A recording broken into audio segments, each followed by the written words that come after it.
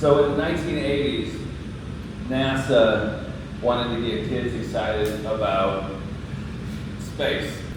So they decided that they would send beloved children's figure, Big Bird, actual 7-foot tall Sesame Street Big Bird. So there's a meeting, like a boardroom meeting with scientists and engineers, and somebody was like, Big Bird. And another person was like, yes, let's put him on the Challenger. The space shuttle that very famously shuttled but did not space.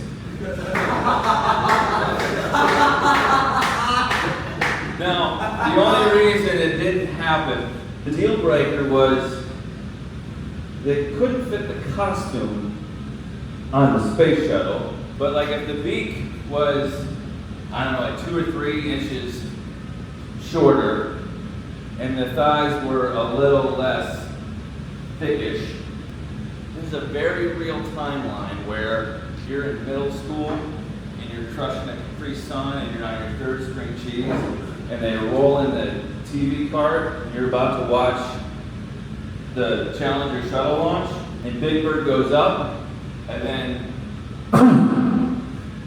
just a slow stream of yellow feathers gently floating down like the saddest gender reveal you've ever seen.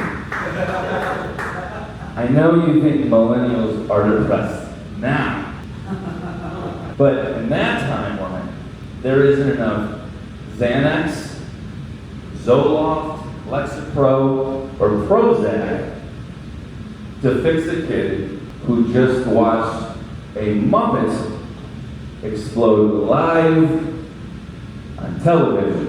Meanwhile, back on Sesame Street, which was rocked to its felt-covered core, Gordon's chain smoking, Elmo stops talking in the 3rd person, Oscar's like, I told you couldn't trust the feds.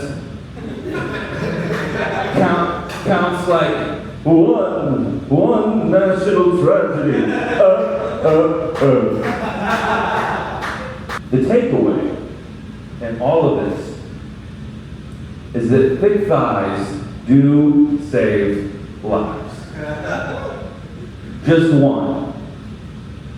Big Birds. My name is Ben Marco. Thank you.